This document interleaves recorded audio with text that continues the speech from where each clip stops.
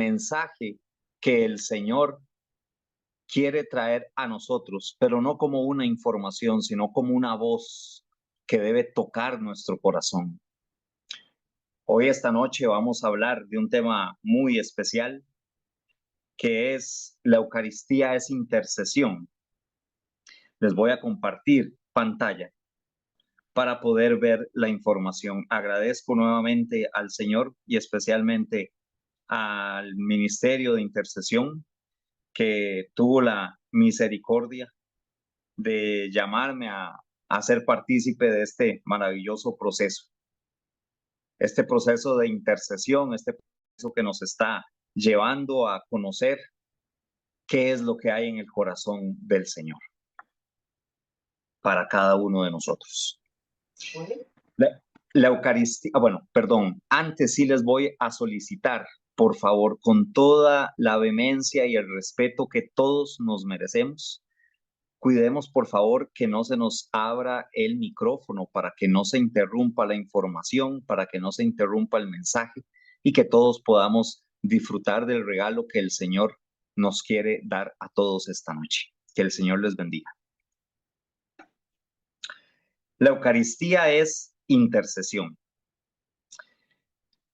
La Santa Madre Iglesia, que le llamamos buena, santa, madre, obviamente ella nos enseña a caminar como hijos de Dios. Nuestra madre natural, nuestro padre, familiares, la persona con la que usted y yo nos creamos, nos enseñaron muchas cosas, a caminar en diferentes ámbitos, caminar físicamente, a caminar en rectitud, a caminar en diferentes espacios de nuestra vida.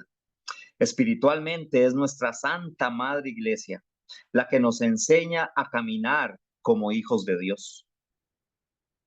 Pero no solamente nos enseña, sino que nos explica lo que estamos viviendo. Y en este camino de la intercesión, en este camino de la vida como iglesia, es madre, es protectora, es maestra.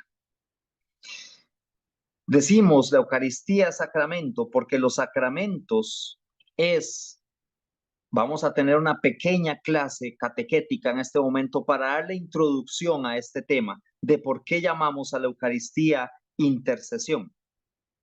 Y en el caso de los sacramentos, nos enseñan no solamente que debemos vivirlos, sino por qué vivirlos y para qué vivirlos. Una descripción general de lo que son sacramentos lo encontramos acá. Dice que los sacramentos son signos sensibles y eficaces de la gracia y presencia de Dios, instituidos por nuestro Señor Jesucristo para santificar nuestras almas. Voy a detenerme en 3 palabras específicas. No podemos detenernos mucho en la catequesis de los sacramentos, yo sé que ustedes conocen muy bien, pero es para darle una amplitud y una visión a lo que vamos a compartir esta noche. Dice que los sacramentos son signos. Cuando nosotros vemos el humo, vemos humo saliendo de alguna montaña, de algún lote, de alguna casa, de algún lugar. Vemos el humo y automáticamente nos indica que cerca hay alguna fuente de calor y combustión. Decimos, hay algún incendio cerca, algo se está quemando. No estamos viendo las llamas, no estamos sintiendo el calor, pero el humo significa que allí hay calor y llamas. Cuando vemos, por ejemplo, ahora que don Ernesto nos decía que aquí ya estamos con las lluvias, las primeras lluvias de esta época y pues se nos anuncia para la mayor parte del país de Costa Rica que vamos a tener lluvias pronto. Cuando empezamos a ver las nubes negras y escuchamos algunos truenos, nos da un signo de que se aproxima la lluvia, pero las nubes no son la lluvia, son un signo que nos acerca a la idea de que algo está pasando. Eso es lo mismo con los sacramentos. La Eucaristía y los otros sacramentos son signos, nos dan la señal, nos paran de que algo está sucediendo. Dice sensibles, no porque sean delicados, sino sensibles porque los podemos percibir con nuestros sentidos, olfato, gusto, vista, tacto, etc. Son signos sensibles y a la vez dice que son eficaces, porque verdaderamente por medio de estos signos sensibles se hace presente la gracia y toda la presencia completa de nuestro Dios. Además de explicarnos nuestra Madre Iglesia qué son los sacramentos, pues también los ha ordenado de una manera muy similar a las etapas naturales de la vida. Sabemos que los sacramentos son 7, son estos que tenemos acá: bautismo, confirma, Eucaristía, penitencia, unción de los enfermos, orden sacerdotal y matrimonio. Pero más que el nombre y lo que ellos significan, hay una relación directa. La Madre Iglesia es sabia, ¿verdad? Es sabia, instruida obviamente y guiada por el Espíritu Santo. Ha ordenado de una forma los sacramentos que se parezcan a la manera en cómo naturalmente nosotros vamos avanzando en nuestra vida. El bautismo, que nos injerta en la vida de iglesia, es similar o se compara al nacimiento en la carne, el nacimiento humano que tenemos nosotros. La confirmación viene a ser un signo parecido, relacionado al momento en que nosotros comenzamos a crecer, a madurar y comenzamos a dar mayores razones de nuestra forma de pensar. Y así podemos ir uno por uno. En el caso de la Eucaristía, hay una relación directa entre la Eucaristía y el proceso natural de alimentación que nosotros tenemos para que nuestro cuerpo tenga fuerzas. Aún más, si la Eucaristía como sacramento, que bien lo dijimos, significa la gracia y la presencia de Dios, entonces con ella se entiende que se satisface la necesidad que tiene el hombre de tener una comunicación con Dios y el deseo de Dios de comunicarse con el hombre. Esta palabra de la comunicación, esta relación entre Dios y su pueblo, el pueblo y Dios, es la clave para desarrollar el mensaje de esta noche. Recordando lo que nos enseñaba doña Rosaura en el tema primero de este proceso de intercesión, nos dejaba muy claro, doña Rosaura, que el objetivo de la intercesión no es mover el corazón de Dios, sino el de los hombres para que quieran buscar a Dios. Cuando hablamos de que por el sacramento de la Eucaristía, esa presencia viva de la gracia de Dios, pues lo que vamos a hacer con esta comunicación es mover el corazón de todos los hombres para que busquemos la gracia y la presencia del Señor.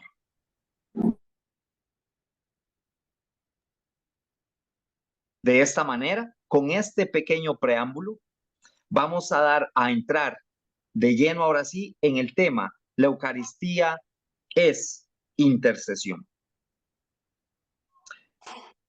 Como parte del magisterio de nuestra iglesia, existe una instrucción llamada, que la tienen ahí en sus pantallas, Eucaristía, Sacramento de la Redención. Esta instrucción fue realizada por la Congregación para el Culto Divino allá por el año del 2004 y fue pedido por quien en ese momento era el sumo pontífice, ahora San Juan Pablo II. Él pidió a la Congregación para el Culto Divino enseñarnos aún mejor y más claro a la iglesia cómo debe ser nuestro ambiente, nuestra vida de iglesia desde la Eucaristía. Y en el numeral 5, lo tiene usted ahí de una forma concreta y resumida. Dice que para observar las normas de vivir la Eucaristía es preciso que concuerden la mente y la voz. Así se mantiene la esencia de la Sagrada Liturgia con la que Cristo quiere congregar su iglesia. Un solo cuerpo, un solo espíritu. Por esto la acción externa debe estar iluminada por la fe y la caridad. Y ojo lo que dice aquí, que nos unen con Cristo y los unos a los otros. La caridad hacia los pobres y necesitados y nos enseña a tener los mismos sentimientos que Él. Esto es lo que busca la Eucaristía. En esto vemos expresado claramente dos puntos muy importantes que nos hablaba también doña Carmen en el segundo tema de intercesión, cuando ella nos decía que el intercesor debe mirar al mundo con los ojos de Dios y debe estar unido a Cristo. Bueno, esto es lo que hace en forma plena la Eucaristía. La pregunta natural, nos decía doña Carmen, era, pero ¿cómo vemos nosotros con los ojos de Dios? ¿Y cómo nos unimos nosotros mejor a Cristo? Pues bien, la respuesta más corta y más concisa es vivir fielmente el sacramento de la Eucaristía. Decirlo es sencillo, pero vivirlo requiere, como lo dice el inicio de este numeral 5, hacer concordar la mente y la voz. Y en este encuentro de esta noche vamos a hablar de muchos aspectos que nos van a ayudar a ver la Eucaristía más allá de un encuentro, de una hora, de un momento que yo creo que saco para el Señor o que debo entregarle al Señor al menos una vez a la semana por precepto. Hoy vamos a descubrir que es mucho más que eso, que es intercesión pura. Cada característica de la persona de Jesús es patente a nivel máximo en cada obra que hizo, en cada gesto, en cada palabra, cada milagro y cada enseñanza.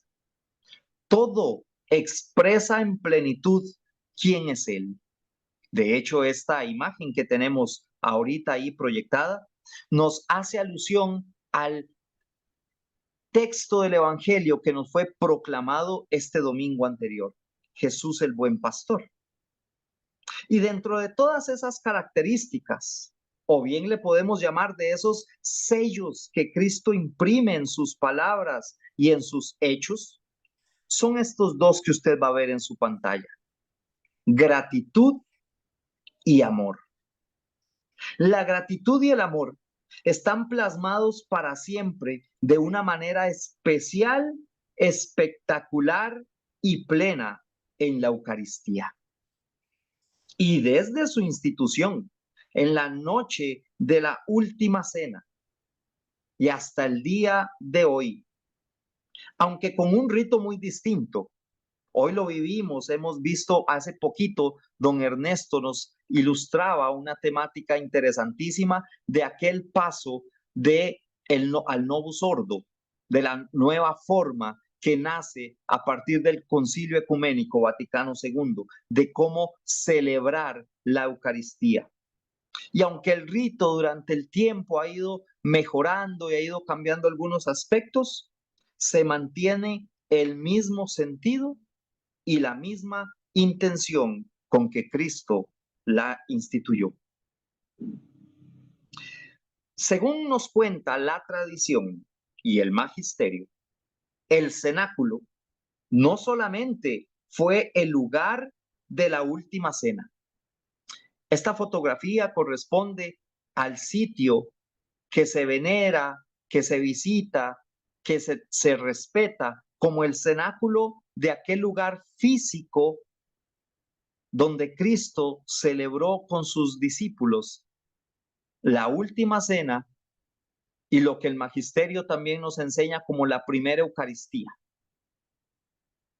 Pero no es solamente un lugar físico, sino también que Él es donde se presencia el encuentro de dos religiones, cuando vemos el marco en que se celebró aquella última cena.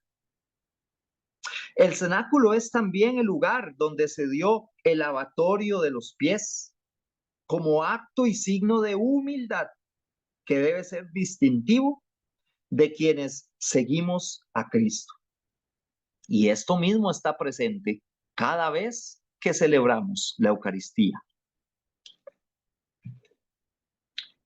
El cenáculo también es aquel lugar donde se dan las apariciones posteriores a la resurrección.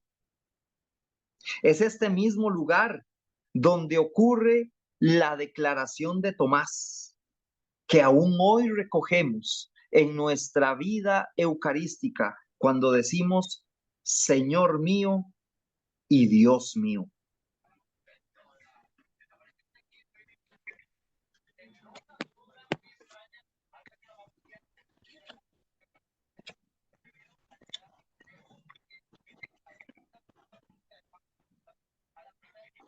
Hay por ahí un micrófono abierto, hermanos, les pido si me ayudan, por favor.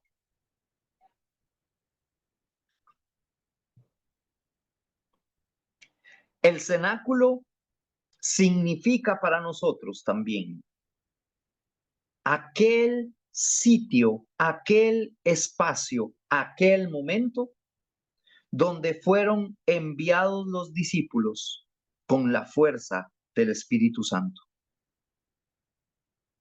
Este mismo cenáculo es el que revivimos en la Eucaristía.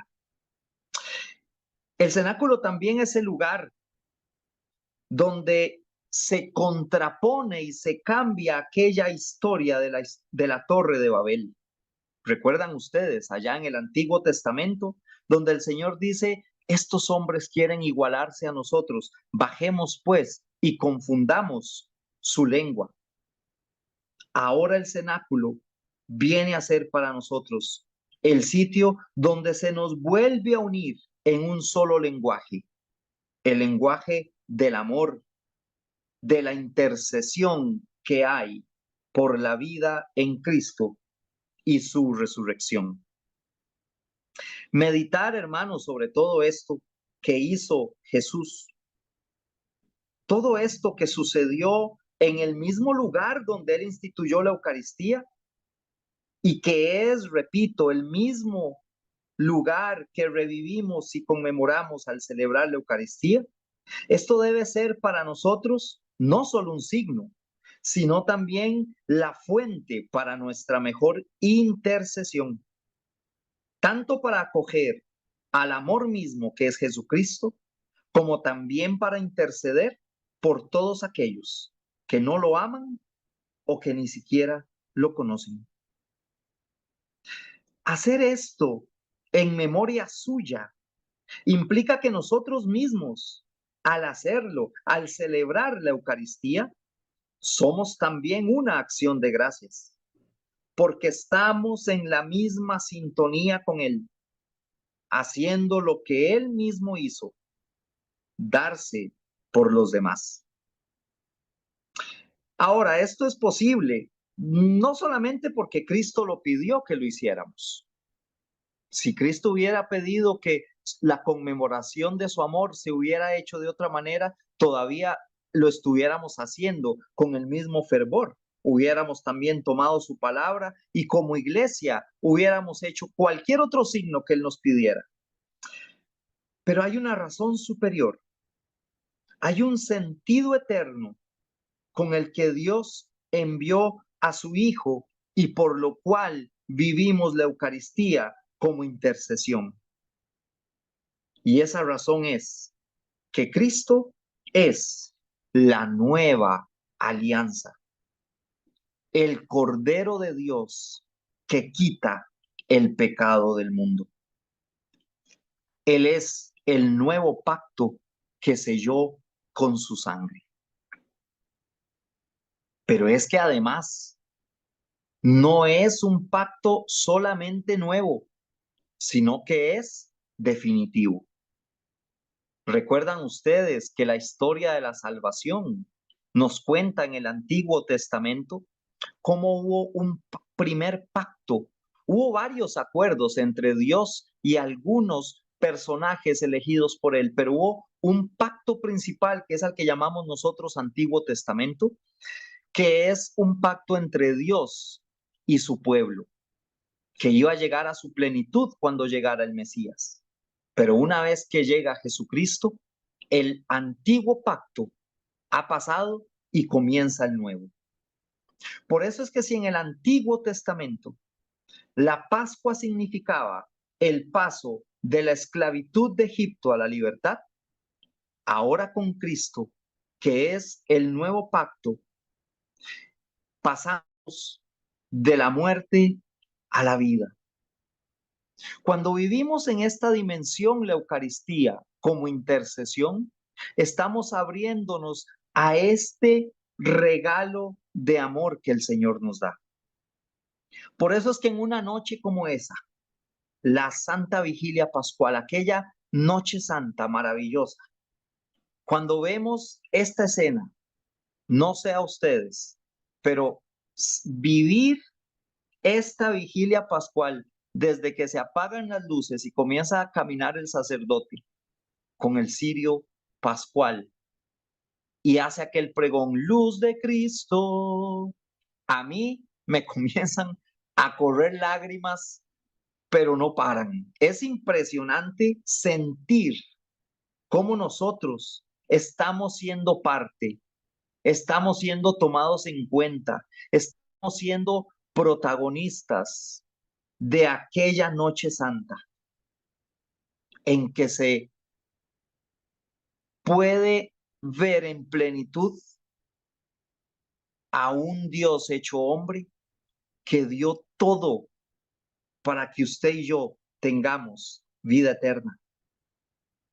La nueva alianza, que es la que recordamos en esa Eucaristía y que nos metemos a interceder unos por otros, es una reconciliación plena. Por tanto, el cuerpo eucarístico tiene por finalidad alimentar y edificar a todo el cuerpo de la iglesia. Vivir la Eucaristía como intercesión supone entonces que aquí se supera toda división y toda indiferencia. Aquí vemos la clara relación entre Eucaristía e intercesión, entre una reunión de fieles y la misión que tenemos, entre la presencia de Jesús palabra y el sacramento de su presencia viva. Es que la Eucaristía, hermanos, no es ir a cumplir un horario, no es ir a cumplir un precepto. La Eucaristía es ser yo mismo, el agradecido eterno de que por mí Dios se hiciera hombre y venciera a la muerte, para que yo injerto en esta vida pueda también atraer a los pies de Cristo a muchos otros por medio de mi intercesión. El Catecismo de la Iglesia Católica, en el numeral 1324, refiriéndose a la Eucaristía, dice: ella es fuente y cumbre de toda la vida cristiana. La Sagrada Eucaristía, en efecto, contiene todo el bien espiritual de la Iglesia, es decir, a Cristo mismo. Nos dice que es cumbre porque a ella tiende la acción de la Iglesia. Pero ojo, al mismo tiempo dice que es fuente porque es ahí donde emana toda su fuerza. Por eso al inicio decíamos y relacionábamos a la Eucaristía con el proceso natural de alimentación, porque la Eucaristía nos muestra esto, el sentido real de lo que es la comida donde participamos todos los pecadores. La cena de Jesús es signo de acogida gratuita y generosa. Cenar con Jesús, comer con Jesús, es el signo de su gracia sobre nosotros y de la alianza de la cual todos necesitamos ser parte. Por eso, se hace bien cuando nosotros ofrecemos correctamente la Eucaristía por todos aquellos que se encuentran lejos de Cristo y de su iglesia. Por eso es que hacemos bien cuando asistimos a una Eucaristía a orar por los enfermos, a ofrecerle al Señor ese sacrificio y oramos por todas las circunstancias de pecado y por nuestra santificación. Entonces aquí es bueno destacar un detalle. Si al momento natural, imagínese cuando usted ahí en su casa, un momento, usted ya puede disfrutar de los alimentos a cualquier hora del día. Usted llega a su mesa y se sienta a comer. Están coincidiendo ahí tres cosas: el alimento, el gozo de compartir y la alegría por lo que usted va a recibir. Pues simbólicamente, la Eucaristía también manifiesta estas cosas. Manifiesta, nos presenta y nos hace partícipes del alimento de la vida, de la fiesta del resucitado y de la reunión como familia de Dios. Entonces no es que vamos nosotros por nuestra cuenta, porque tengo que cumplir. No voy yo porque es que si no, igual me voy a tener que ir a confesar con el padre, decirle que no fui, pero realmente es que ni siquiera quería ir. Es que no se trata de querer o no querer. No se trata de ir por mí, es que ni siquiera vamos por nosotros. Cuando vemos esta dimensión, nos damos cuenta que esto va más allá de cumplir un precepto.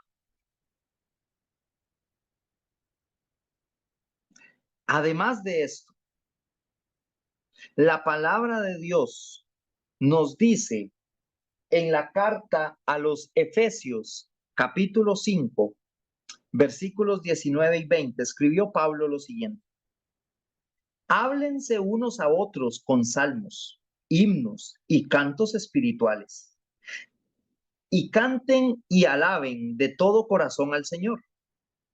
Den siempre gracias a Dios el Padre por todas las cosas, en el nombre de nuestro Señor Jesucristo. Evidentemente, esto queda patentado a la hora que nosotros celebramos la Eucaristía. Por eso es que no vamos solo por un motivo personal de acción de gracias. De hecho, tampoco estamos unidos ni participamos solo con los que llegaron ese día, que lamentablemente están llegando cada vez menos. Pero no es solamente con ellos, sino que estamos en una comunión espiritual con toda la creación por medio de todos los gestos que allí vivimos. Aparte de lo que se expresa litúrgicamente, no podemos dejar de ver también que es una intercesión, es una acción de gracias, es una alabanza que se realiza absolutamente con todo el cuerpo. Póngale atención. Nosotros usamos en esta intercesión por excelencia todo nuestro cuerpo. Y así nos lo había pedido en esta carta, nos lo había introducido Pablo cuando le escribió la primera carta a los Corintios en el capítulo 6, versículo 20. Pablo les escribió: porque Dios los ha comprado, por eso deben honrar a Dios en el cuerpo. Usar todo el cuerpo para honrar al Señor.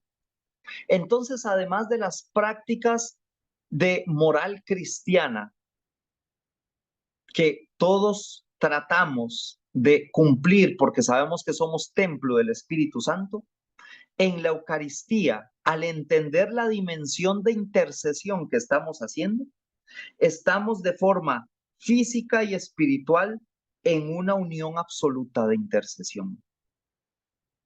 Es un momento que nos permite presentarnos de forma adecuada ante el Señor. Si nosotros llegáramos a la Eucaristía con la conciencia de todos estos elementos, nos vamos a dar cuenta que es el momento más intenso de encuentro con los hermanos. Es el momento más intenso de participación en el misterio de la Pascua. Porque no solamente vamos como un signo individual, sino un signo comunitario para identificarnos como hijos de Dios, pertenecientes a su familia, que es la iglesia. Es decir, no le falta nada a esta forma de intercesión, que es la más bella y completa para orar y alabar a Dios. En esa instrucción acerca de la Eucaristía que les hablé al inicio, el segundo capítulo que habla acerca de la participación de los fieles, dice en el numeral 37, todos los fieles, por su sacerdocio real, perseverantes en la oración y en la alabanza a Dios, ellos mismos se ofrecen como hostia viva, santa, agradable a Dios, y todas sus obras lo confirman y testimonian a Cristo. Por esto no puede equivaler a una mera presencia, más o menos pasiva, sino que se debe valorar como un verdadero ejercicio de la fe y la dignidad bautismal. Póngale atención, hermano, lo que dice este documento de la iglesia. En realidad yo resalté alguna frase como para darle énfasis, pero aquí es de resaltar todo ese numeral. Es que nosotros no vamos por nosotros. No es una mera presencia, no es ir por cumplir. No es ni siquiera el hecho de llegar, viste lo que dijo el padre, viste cómo iba aquella, viste cómo cantó el del coro, no afina, pero ni la punta del lápiz. No, o sea, no vamos por eso, ¿verdad? Vamos, como lo dice al final de ese numeral, por un verdadero ejercicio de la fe y de la dignidad bautismal. Eso es lo que nos une en intercesión. Porque nosotros, dice ahí, nos ofrecemos como hostia viva, santa y agradable a Dios. Y el numeral 38 de este documento dice aún de forma más clara, para promover esta participación activa, no se trata de llegar y bostezar y dormirme y ni participar y ni siquiera doy el signo de la paz, no canto, ni siquiera doy la ofrenda, no respondo, cuando hay que estar de pie me quedo sentado, no, la participación es activa y para poder promoverla, dice este numeral, se han renovado los libros litúrgicos bajo el espíritu del Concilio Ecuménico Vaticano II. Y ojo lo que dice aquí, para favorecer las aclamaciones, las respuestas, las antífonas, las acciones, los gestos, incluso dice ahí al final, el sagrado silencio, hasta en los momentos que estamos en silencio, se deben observar cuidadosamente. Todo, la ordenación de la Eucaristía no está pensada solamente para dar la gloria y la honra a nuestro Dios, que obviamente es lo principal y el centro de nuestra celebración, sino que está ordenada. La iglesia, la Santa Madre Iglesia, se ha ocupado de que cuando usted y yo participamos de este tiempo de intercesión, todo el cuerpo espiritual y físico participen de una forma especial al presentarle al Señor a toda nuestra familia, que es la iglesia. Que sintamos interna y externamente que estamos invitados a una celebración. No vamos a un cumplimiento, no, vamos a celebrar. Por ello hay que ir a vivirla. No se trata de un simple acto de presencia. Además de todo esto, ¿por qué la Eucaristía es intercesión? Bueno, porque además de lo que personalmente participamos con nuestras intenciones, me cierran un microfonito ahí, por favor. Ay,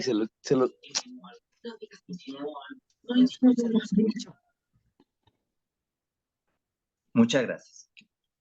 Además de lo que participamos de forma personal, como si fuera poco, nosotros ahí, estamos ponerle el tono, ponerle para orando, intercediendo y suplicando junto con el sumo sacerdote. Así nos lo dice la carta a los Hebreos, capítulo 4, versículos del 14 al 16. Lo puede buscar usted, lo puede anotar por ahí. Hebreos capítulo 4, versículos 14 al 16. Jesús, el Hijo de Dios, es nuestro gran sumo sacerdote que ha entrado en el cielo.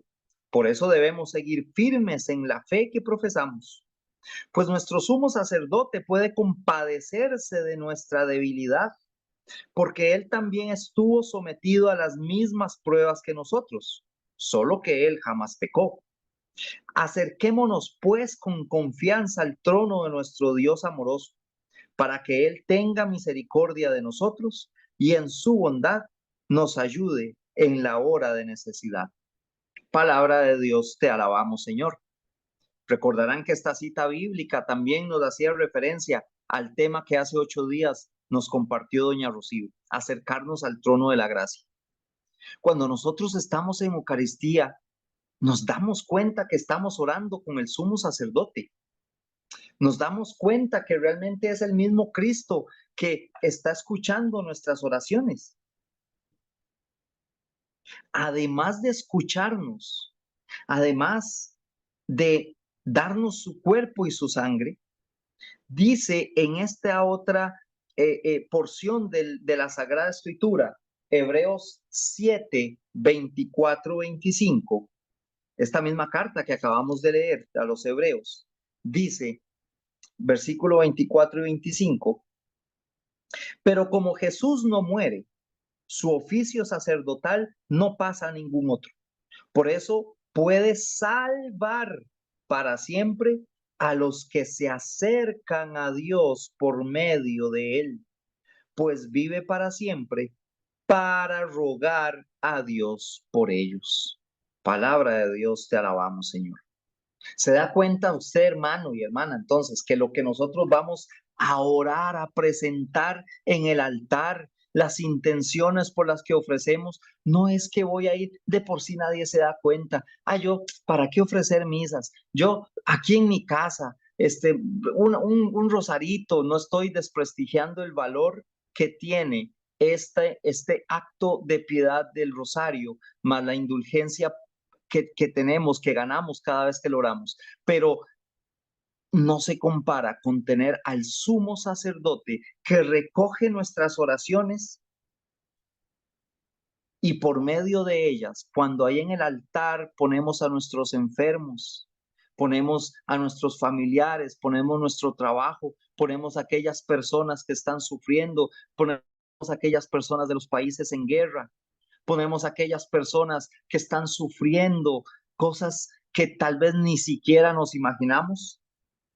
Jesucristo, que es el sumo sacerdote, los presenta a su Padre, salva e intercede, dice esta palabra, por todos aquellos que le buscan. Por eso es que nosotros sabemos, y me encantó poner esta imagen, que es Él, desde ese gesto de estar en la cruz y darlo todo por nosotros, que es el mediador entre Dios y los hombres, tal cual lo encontramos nosotros en la Escritura. Ahora, si sentimos nosotros complicado, porque nos decía doña Rocío en el tema 3, que por eso es que nos acercamos con confianza, ¿verdad? Ahora se los decía, al trono de la gracia. Bueno, porque no nos acercamos solos, no estamos solos, estamos con toda una comunidad, estamos con el mismo sumo sacerdote, está la presencia del Espíritu Santo. O sea, estamos seguros que esas oraciones van al cielo, van al corazón de Dios Padre. Por eso es que si sentimos nosotros complicado orar en nuestra casa de forma personal, es que me distraigo mucho y ya llega alguien a tocar el portón o el timbre, o me suena el teléfono, o llega la vecina, o comienza a ladrar el perro del vecino, etcétera, etcétera, etcétera. Para eso está la Eucaristía, porque nosotros somos constituidos como sacerdotes. Ahora lo leíamos ese documento de la iglesia. Pero Jesús es el sacerdote en grado sumo, o sea, lo más grande, lo más alto. Por eso sabemos que, que nuestra oración en la Eucaristía llega a lo más alto. ¿Qué mejor intercesión que poner todas estas intenciones en la Eucaristía? Cuando pedimos al Espíritu Santo que fusione nuestro corazón con el corazón de Cristo. Sin embargo, porque esto en el papel y en la enseñanza de la iglesia suena muy bonito, lo podemos tener claro en nuestra mente, en nuestro corazón, pero es probable que después de tantas Eucaristías que podamos haber vivido, se pueda retardar en nosotros esa transformación para entregarnos por los demás y terminamos yendo solo por un motivo personal. Quizás una oración que es sincera, agradecidos al Señor por un favor que nos ha dado o porque estamos seguros que de verdad nos escucha y está bien, pero no solamente vamos por nosotros. Si seguimos viéndonos demasiados a nosotros mismos, podemos olvidarnos del prójimo. Por eso es que la novedad del sacrificio de Cristo viene a cambiar por completo la forma en que se pensaba aquello de simplemente ir a la Eucaristía por cumplir. Cuando Pablo, este no lo voy a leer, nada más lo voy a poner de referencia, en la primera carta a los Corintios, capítulo 11, del versículo 17 al 26, Pablo le escribe a esta comunidad porque probablemente ese fue el motivo que él vio para llamarle la atención, porque vio que algunos llegaban solo a servirse a sí mismos, ¿verdad? Dice, es que ustedes vienen de comer de su casa y todavía vienen, van y se comen lo que hay en Eucaristía y dejan a otros sin comer. ¿Qué es lo que está diciendo Pablo? Se están olvidando que lo que estamos haciendo es conmemorar el sacrificio de Cristo que se entregó por todos los demás, por todos nosotros. A eso vamos, porque ese sacrificio de Cristo es rendir un servicio completo. Ahí es donde nosotros encontramos estas palabritas que hemos oído en algún momento. Diaconía es un servicio, es una entrega que se da a favor de los demás. Y de ahí viene la coinonía, es unirnos con los demás. Estas dos cosas están establecidas cuando nosotros asistimos a ese encuentro eucarístico. De ahí los diáconos y la coinonía que vivimos nosotros como iglesia. Ahora, este aspecto, cuando escuchamos de la entrega de Cristo y de la entrega de Cristo, nosotros decimos, bueno, sí, porque Él era el Hijo de Dios y aunque sabemos y tenemos claro el valor insuperable de su sacrificio en la cruz, pero pareciera que nosotros no podemos participar de ese sacrificio, de esa entrega. Hay algo muy interesante que nos dice el evangelista San Juan en el capítulo 13, la segunda parte del primer versículo. Dice, Él siempre había amado a los suyos que estaban en el mundo y así los amó hasta el fin. Y al nombrar ese fin que habla, que hace referencia a San Juan, se refiere justamente al fin de dar su cuerpo y su sangre. Entonces, es darlo todo hasta morir en la cruz por nosotros. Cuando el Padre Pío se refiere a esta entrega de Cristo, el Padre Pío dice, todo lo que aconteció en el Calvario acontece en el altar. Y eso de la entrega, cuando escuchamos de la entrega, muchas veces también lo relacionamos con la palabra sacrificio. Y de hecho está correctamente relacionado. Hablar de una entrega y de un sacrificio está bien fundamentado en lo que nos enseña nuestra Madre Iglesia.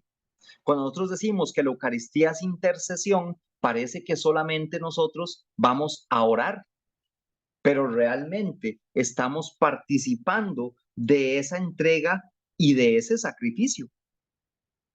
El numeral 1361 del Catecismo de la Iglesia Católica dice que es un sacrificio de alabanza.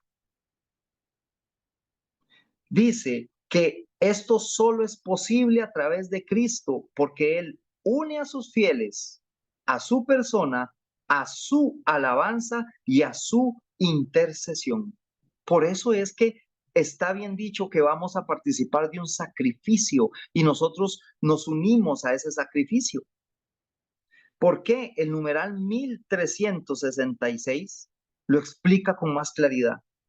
Se le dice sacrificio porque representa o hace presente el sacrificio de Cristo en la cruz. Claro, un sacrificio incruento, ya no es un sacrificio con sangre, pero es un sacrificio en el que nos unimos en esa misma entrega. Por eso es que el sacerdote dice, oremos hermanos, para que este sacrificio mío y vuestro sea agradable a Dios Padre Todopoderoso. Porque estamos siendo parte, estamos sacrificando también. Yo sacrifico, dirá usted. ¿Qué sacrifico yo? Tal vez el tiempo, o que a la hora de la misa era un partido, o llegó alguien, o tenía que hacer algo, me voy a sacrificar, y suena como si fuéramos ya casi mártires, ¿verdad? Por sacrificar ese ratito. Pero, ¿cómo hago yo para imitar a Cristo en ese sacrificio? Bueno, hay que entender bien entonces lo que significa un sacrificio desde la perspectiva de la iglesia y lo que nos enseña nuestra madre iglesia. Si decimos eso como que, ay, es que a la hora de la misa había una actividad muy importante, había algo que tenía que hacer y lo sacrifiqué por Cristo, pues aunque tal vez no lo sintamos desde el corazón, pero eso es un indicio de que estamos apartando nuestro tiempo para ir a unirnos en oración por toda la humanidad. Cuando decimos que vamos a la Eucaristía, que es una intercesión por medio de este sacrificio, es porque así hallamos una forma de salir de nosotros mismos para encontrarnos místicamente con toda la humanidad. Es un acceso que yo permito de otros hacia mí y de mí hacia otros. Así la gente comprende quién soy, pero yo también puedo comprender quiénes son mis hermanos. Decimos que es un sacrificio para poder encontrarme con los demás, porque es un servicio que damos. Disponemos nuestro tiempo. Quizás sí nos duele haber dejado una reunión, una película, una situación en especial, con tal de ir a cumplir la hora de la Eucaristía, hora y 15, hora y media, en algunos lugares hasta es menos que una hora. Pero es que lo que estamos realmente haciendo, nos demos cuenta o no, es participar de ese sacrificio de amor en el cual dejamos el egoísmo y participamos, como lo dijimos anteriormente, en una coinonía. Vivir así entonces la Eucaristía es estar dispuesto a ofrecer por mis hermanos mi tiempo, mi atención, mis habilidades, aquello que nos decía ahora esa instrucción de la Eucaristía, que canto, que participo, que voy con disposición. Desde el preciso momento cuando yo salgo de mi casa y dispongo a ir hacia la Eucaristía, ya vamos en una procesión. Para los que no lo sabían, cuando salimos de nuestra casa, cuando nos hemos dispuesto y nos ponemos un poquito de perfume y por ahí nos lavamos los dientes y nos ponemos pues una ropita buena para ir a encontrarnos con el amor de los amores, esa disposición cuando salimos de nuestra casa, comenzamos en una procesión para ir a encontrarnos con todos los hermanos. Pero ojo, cuando decimos todos los hermanos, es hacerlo no solamente por aquellos que, entre comillas, consideramos buenos, porque también nos vamos a ofrecer en sacrificio por todos aquellos que, entre comillas, también les llamamos no tan buenos. Nos vamos a ofrecer y nos vamos a entregar tanto por los que sufren como por los que causan sufrimiento.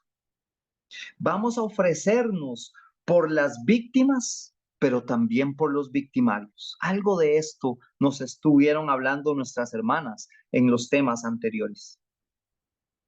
Porque es fácil ver a Jesús en esas víctimas.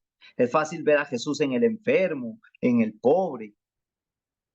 Pero quizás no es tan fácil verlo en el violador, en el homicida, en el ladrón, en el presidente que toma decisiones en contra de los pobres y de los más necesitados. Pero recordemos que Dios quiere que todos los hombres se salven. Así es como la Eucaristía nos sumerge totalmente en una intercesión por los demás, conocidos o desconocidos. Perdón, lo voy a decir de esta manera, nos caigan bien o no nos caigan bien. Como decimos popularmente en Costa Rica, sean santos de nuestra devoción o no, por todos ellos, incluso por aquella persona que te ha causado dolor, que me ha marcado la vida con algo que hizo, también por ellos me estoy uniendo en esa intercesión eucarística. Esto es una entrega total que se convierte en intercesión universal. Ven como no es solamente ir a cumplir un precepto, no es ir porque si no me tengo que confesar que no fui, no. Es la Eucaristía la intercesión más poderosa y más decisiva, porque estamos frente al mismo Señor Jesucristo en su presencia plena, completa y real. De hecho, hay personas, de esto creo que nos hablaba, no sé si doña Carmencita, doña Lucía, bueno, alguna de ellas, nos hablaban de aquellas personas que incluso buscan dedicar su vida ya consagrada en intercesión. Y entonces hay personas que cuando participan de encuentros prolongados de intercesión y deciden entrar en esa entrega, dedicar su vida, pueden ser ungidas con óleo sacramental, porque viven tan intensamente y quieren dedicar su vida a unirla en la Eucaristía por intercesión, que cuando son ungidas piden 3 gracias especiales para que su Eucaristía sea más intensa y su intercesión sea más adecuada y de una entrega más plena al Señor. Estas personas piden especialmente o se les unge para rogar al Señor por 3 gracias particulares. Son esas que usted tiene ahí. Se pide que Jesús se instale en el corazón de estas personas para poder orar en su nombre. Se pide con esta gracia que ellos puedan depositar en Cristo sus preocupaciones para que ahora sean ellos los intercesores, los que acogen y abracen las preocupaciones y necesidades de los demás. Y por último, se pide a las personas que son ungidas con este óleo, piden la gracia de vivir a fondo la comunión de los santos. Ya esto es un nivel de aquellos que desean verdaderamente unirse y entregarse más plenamente. Y aunque quizás la mayoría de nosotros o algunos de nosotros no busquemos o no sintamos ese llamado, el Señor no nos ha marcado hasta el día de hoy que desea para nosotros que nos dediquemos y nos consagremos como intercesores, pero de igual manera participar en la Eucaristía nos hace unirnos a esa pasión de Cristo por nuestros sufrimientos y los de nuestros seres queridos. Casi como allá en la carta de los Colosenses, recuerdan ustedes que Pablo les escribió a esta comunidad diciéndole, me alegro porque al sufrir por ustedes estoy completando en mi cuerpo lo que faltaba de los sufrimientos de Cristo por su iglesia. No sé si recuerdan esta cita bíblica. Está en Colosenses capítulo 1, versículo 24. Pablo expresa que cuando él sufre por otros y se entrega por otros, lo que está haciendo es completando los sufrimientos de Cristo. No quiere decir esto que el sacrificio de Cristo en la cruz no haya sido completo, pero sabemos cuántos dolores después de su resurrección, después de haber entregado todo por nosotros, le seguimos causando con nuestros pecados. Por eso es que accedemos y buscamos la forma de que la Eucaristía, vivida como intercesión, aliviane el corazón de nuestro Señor. La Madre Teresa de Calcuta dijo estas palabras: si nosotras, refiriéndose a su congregación, ¿verdad? Si nosotras no recibiéramos todos los días a Jesús en la Eucaristía, no podríamos llevarlo a los pobres, ni podríamos encontrarlo en ellos. Y es que, claro, el poder que goza la oración, la intercesión en Eucaristía, se alcanza por la acción del Espíritu Santo, que claramente toma posesión de nosotros al momento del bautismo y que fue prometido por Jesucristo para ser el poder del cristiano. Y es el que lleva nuestra plegaria para presentarla de forma adecuada ante Dios. ¿Recuerdan aquella cita bíblica ya por la carta a los Romanos, capítulo 8, por ahí? Nos dice la palabra de Dios que como nosotros no sabemos orar, el Espíritu toma nuestra oración y la presenta de forma adecuada y como olor fragante ante el Señor. Eso mismo es lo que sucede en la Eucaristía. Por acción del Espíritu Santo, nuestra intercesión con todo lo que hemos visto de aquí para atrás llega directamente al corazón del Señor.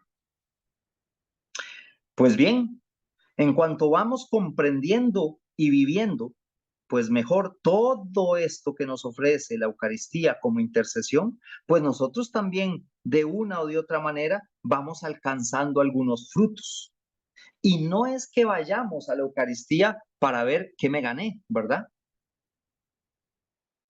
Pero el Señor, que no se deja ganar en generosidad, claramente, al ver que nosotros tenemos conciencia de unirnos en oración e intercesión por todo su pueblo mediante la Eucaristía, también por su gracia nos ofrece y nos promete frutos. San Juan Pablo II lo dijo de esta manera: la Eucaristía es acontecimiento central de salvación y todo fiel que participe de ella obtiene sus frutos inagotables. Inagotables, ojo a esa palabra, frutos inagotables. Siendo Cristo, como lo leíamos ahora en la carta a los Hebreos, nunca muere y eterno y sumo sacerdote, pues los frutos de aquello que Él nos pidió que conmemoráramos en su nombre, tampoco ha de morir y tampoco se ha de agotar. Cuando se le consultó al Padre Pío acerca de los beneficios que recibimos en la misa, él dijo: no se pueden enumerar estos frutos, los verán en el paraíso. Casi nada, ¿verdad? Vean la visión del Padre Pío. Es que a eso vamos, no solamente a lo que se vive y se integra a nivel espiritual y físico, es el efecto de la vida eterna que tenemos prometido por el Señor. Otro fruto que podemos hablar de la Eucaristía es que al participar de ella y vivirla como intercesión, se da unidad al cuerpo místico de Cristo, que es su iglesia. Pues así como el cristiano se une al resto de los miembros del cuerpo místico, Cristo también se une cada vez más con él. Por eso es que la recepción de la hostia consagrada se le llama comunión, comunión o unión con toda la comunidad, comunión. Estamos siendo uno mismo con el Señor. Santo Tomás de Aquino lo dijo de esta manera: la Eucaristía es signo de comunión no solo porque nos unimos a Cristo, sino también entre nosotros, para seguir edificándola en la unidad. O sea, hay un compromiso en favor de los demás, ¿verdad? Al estar más unidos al cuerpo de Cristo, aquella persona que recibe la Eucaristía se hace más consciente de las necesidades de los otros miembros de esta gran familia de Dios. Recuerdan que nos hablaba doña Carmen en el segundo tema, ella nos decía que el intercesor que comienza a tener esa intimidad puede incluso llegar a percibir y a sentir lo que siente aquella persona por la cual está orando. Si es un dolor, una angustia, una frustración, el intercesor llega a tener esos mismos sentimientos. Bueno, el cristiano que se une como intercesión por medio de la Eucaristía también se identifica con los intereses de Cristo y las necesidades del pueblo. San Agustín lo dijo así: el verdadero contenido y fruto de la Eucaristía es la unión de los cristianos con Cristo. En ella se representa la humanidad de Cristo y también a la iglesia. Podemos decir entonces, recibimos lo que somos y somos lo que recibimos. Casi nada lo pone de verdad San Agustín. Recibimos lo que somos y somos lo que recibimos. Otro fruto más que el Señor nos regala por su gracia al participar de la Eucaristía y vivirla como intercesión es que cuando vivimos la Eucaristía se hace real aquellas palabras de la primera carta de Pedro, capítulo 4, versículo 8. El amor perdona multitud de pecados. Hay un pasaje maravilloso que lo tiene usted escrito ahí, Zacarías, capítulo 3, versículo del 1 en adelante. Nos cuenta el profeta una visión que tuvo, donde el sumo sacerdote Josué estaba frente al ángel del Señor y él iba con ropas sucias. Iba con ropas sucias. Y allá en el versículo 4 del capítulo 3 de Zacarías, describe que llega el ángel del Señor, le quita las ropas sucias y lo reviste con ropas limpias y le dice: mira, esto significa que te he quitado tus pecados. Es una escena bellísima, un pasaje, una manifestación de lo que también es patente en Eucaristía como intercesión. Estamos frente al amor de los amores y si nos unimos con el mismo sentimiento de Cristo, pues también los pecados sobre nosotros y pecados de la humanidad son borrados por el amor.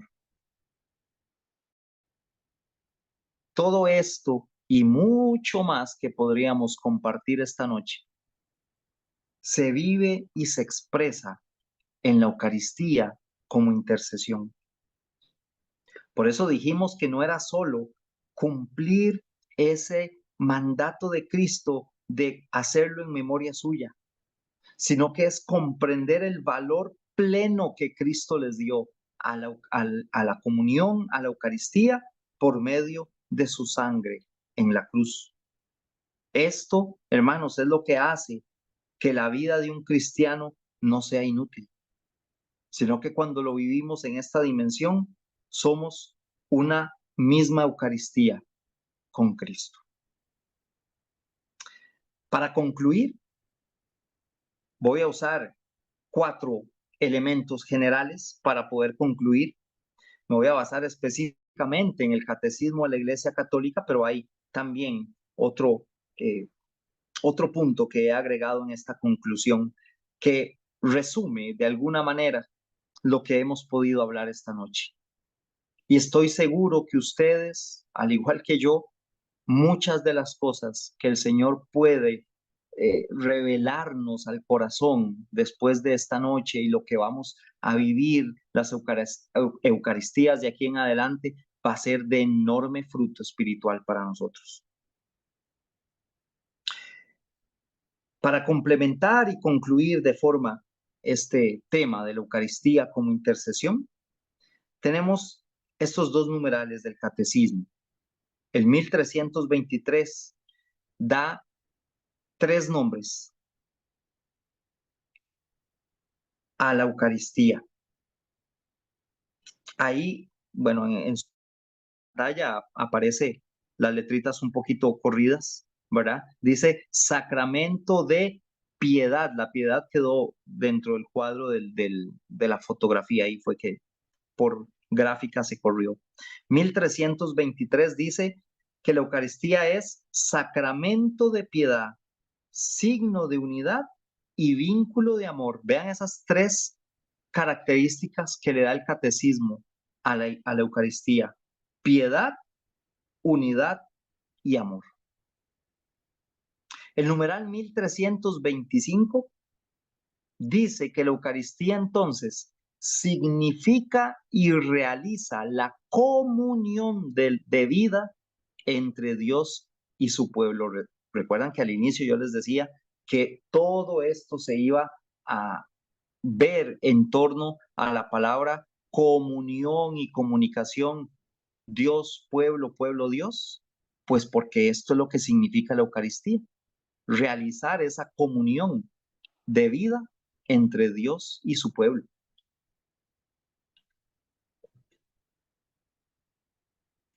Asociarnos a Jesús en intercesión desde la Eucaristía nos hace ser Jesús ante el Padre y amar a nuestros semejantes con el amor del mismo Cristo.